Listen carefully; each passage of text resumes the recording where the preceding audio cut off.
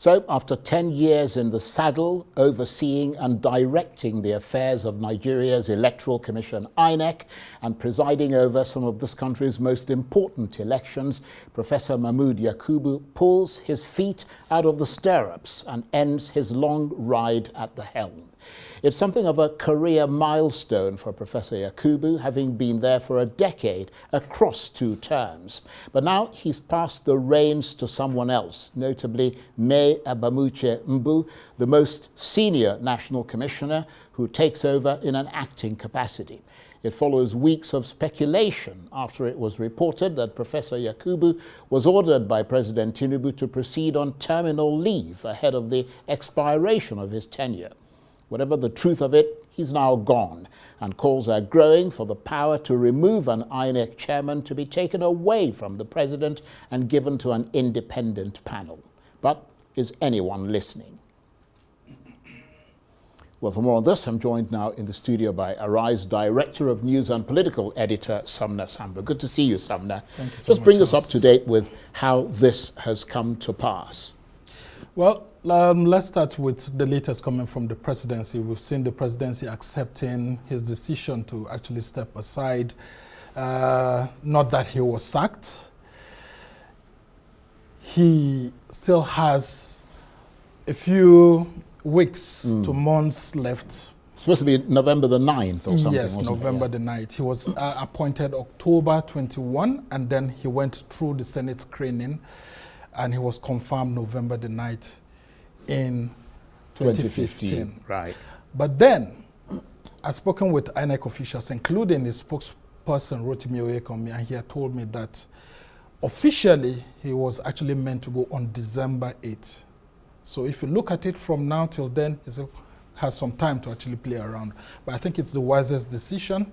And I was told actually that initially that he had even made some attempts. I mean, other sources speaking with me, he had said that by June he had wanted to leave the position.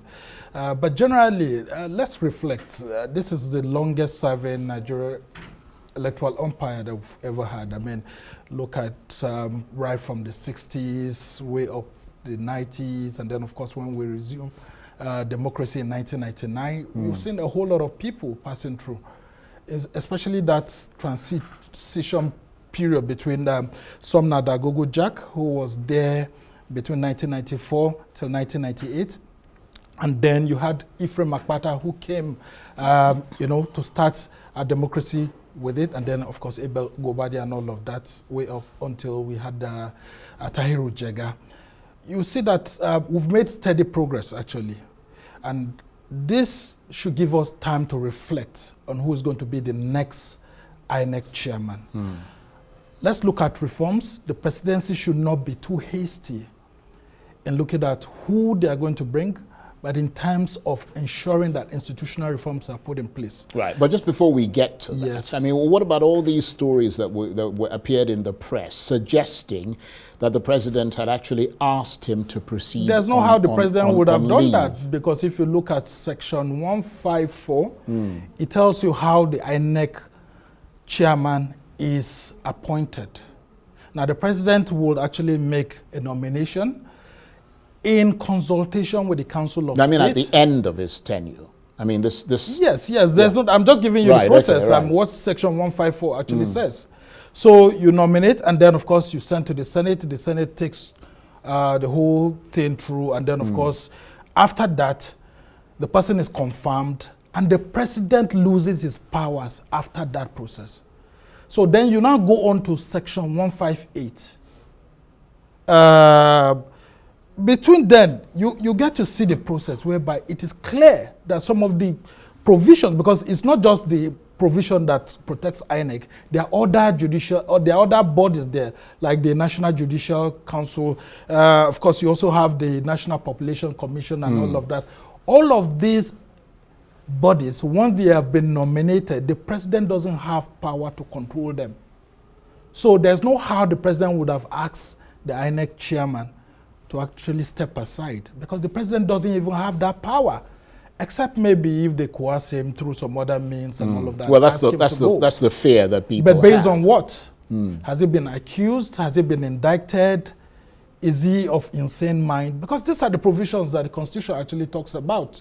So unless these things are actually followed, you cannot just ask the INEC chairman to go. So in this instance, he just decided to do the right thing. And what was the right thing here? Create a buffer between when the new nomination will be made and when the president would, of course, have consulted a whole lot of bodies. And then the name will be sent to the Senate. And then, of course, you would have a confirmation that will be made. So let's be very careful in giving powers to the president that he doesn't have. The Constitution clearly says he doesn't have these powers. But a lot of controversy dogged Professor Yakubu, didn't it?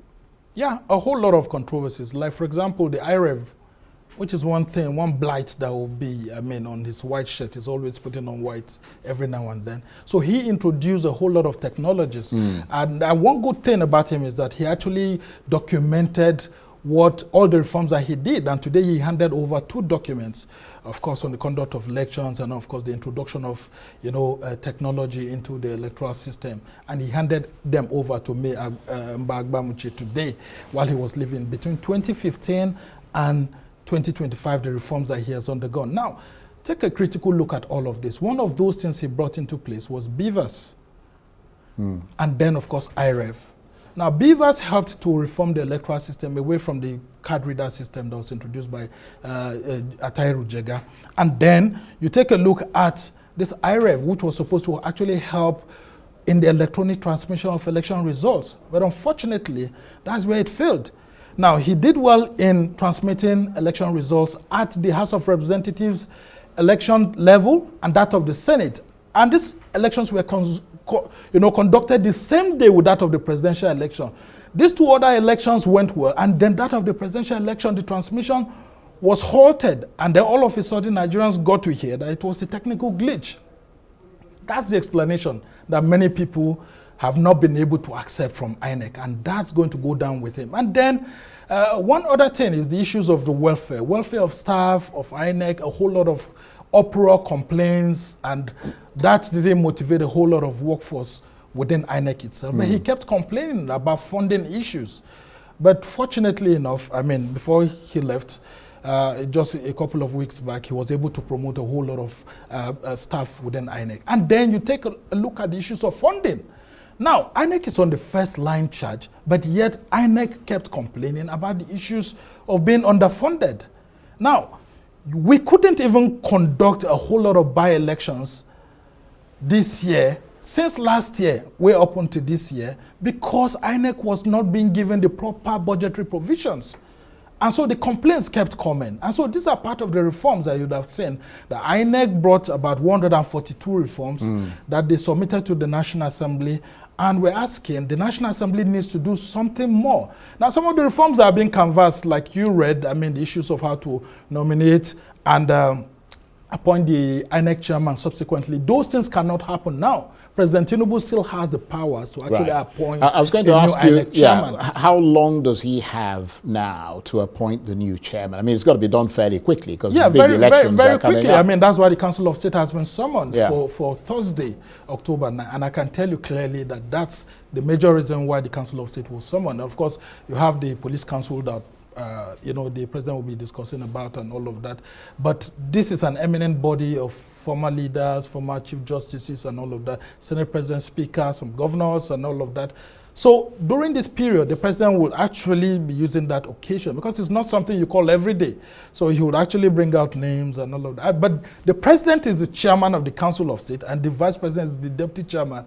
So, it's like sitting down in your own party and you call the shots. Yeah. Sumner, thank you very much indeed. Sumner Sambo is Arise Director of News and Political Editor, bringing us that breaking news that came out a couple of hours earlier that the INEC chairman, Professor Mahmud Yakubu, has stepped down.